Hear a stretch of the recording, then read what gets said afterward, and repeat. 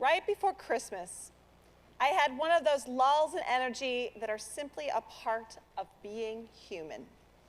I was preparing for Advent Craft Workshop, 2 worship services in the sanctuary and another recorded online for Christmas Eve, and we were encountering another surge in COVID.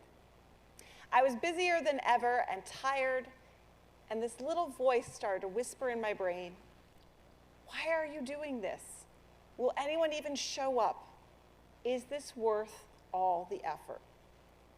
And then on December 20th, I turned the page on my Christian devotional calendar and it read, "Be steadfast, immovable, always abounding in the work of the Lord, knowing that your labor is not in vain in the Lord." Know that your work is not in vain in the Lord. Know that everything that you do for God is worthwhile. And right in that moment, I felt refreshed. I felt filled with God's Holy Spirit and energized to keep going. These words that inspired me were written almost 2,000 years ago by a man named Paul, an apostle, a messenger of God. He didn't start out his life with this name, though.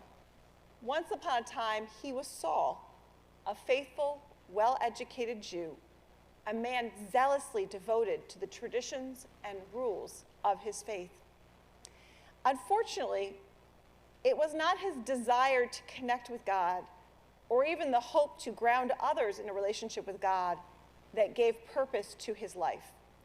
It was the desire to force others into compliance that drove him forward.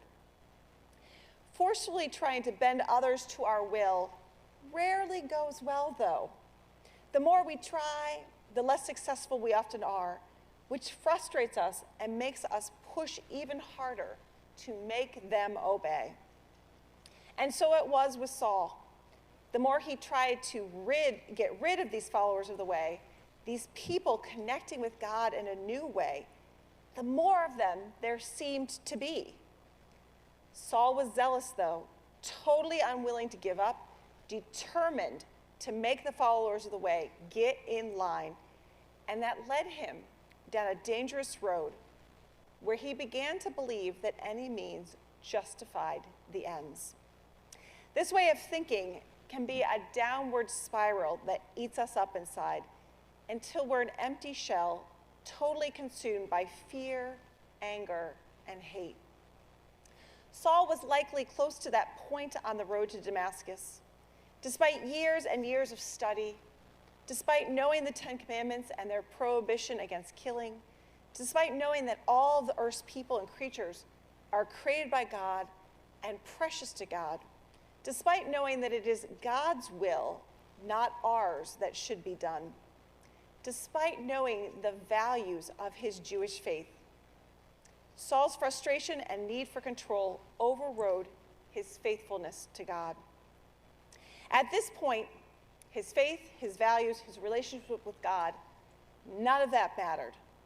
All that was important was forcing these followers of the way to comply or be arrested.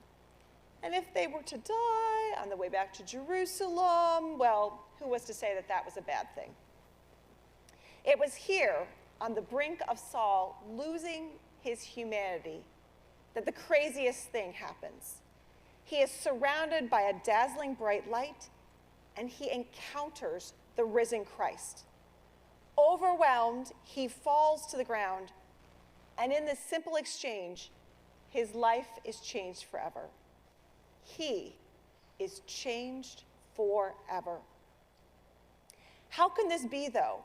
How can years of learning and a commitment to zealously follow the rules and traditions of his faith with no room for alteration, how can that be changed by 35 words exchanged with this unseen being? How can his anger and hatred be so suddenly replaced with devotion and love? How can years of following one path be changed in a moment? It seems unbelievable. It seems totally irrational, and yet this is how God and Jesus work all the time. They don't try to get us to comply. They don't try to force us to fall in line. They don't even try to bend us to their will. They love us, and they come into our lives in ways that are totally crazy, unexpected, and irrational to the world, to connect with us and show us that love. On a road to Damascus, through a devotional calendar bought at a Hallmark store, through encounters with people we haven't seen in years, God and Jesus fill us with the Holy Spirit and show us that our lives have purpose, meaning, and that we are called to passionately serve Jesus Christ, sharing his peace and love. That is what happened when Saul encountered the risen Christ. In a totally crazy, unbelievable moment, Saul's life was forever changed. Instead of persecuting Jesus, he became one of the most passionate messengers of Jesus. Even though other Christians did not trust him at first, still he passionately shared everywhere that he could that Jesus was the Christ, the Messiah, the Son of God. Even with dead ends and detours and times when others were breathing threats and murder against him as a follower of the way of Jesus Christ, even then, he kept going. Paul kept going, not because he understood the way, not because he had come to believe through years of study. Paul kept going, kept sharing the good news of God's love, because he had experienced God, because he had met the risen Christ, because he had been filled with the Holy Spirit. And that gave him the strength, the inspiration, the passion to journey forward on the path that God was calling him and him alone to follow. It was quite a swing from a time when he almost lost his humanity, when he was filled with anger, fear, and hate, to being filled with the Holy Spirit, to trusting deeply in God's purpose and meaning for his life, and passionately sharing the good news of God's love with all. Where do you find yourself on that continuum? These days, do you find yourself overwhelmingly filled with fear? Is it fear or even anger that drives you forward from day to day? Or are you in one of those lulls in energy, wondering if how you spend your days, what you devote your time to even matters, is even worth it?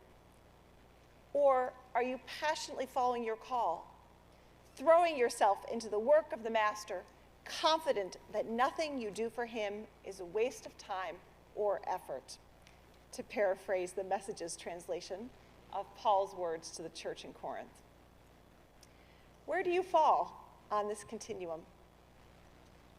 Wherever you think you fall, I invite you to acknowledge that feeling, to acknowledge all that you are feeling, and to also acknowledge that you are here, praising God, part of Christ's community, breathing deeply of the Holy Spirit. Breathe deeply with me. Breathe deeply and experience God. Meet Christ. Be filled with the Holy Spirit. Don't think, don't rationalize, don't reason what does and doesn't make sense, what is and isn't possible. Breathe deeply and experience God. Meet Jesus Christ. Be filled with the Holy Spirit. And journey forward on the path God is calling you, and you alone, to passionately follow.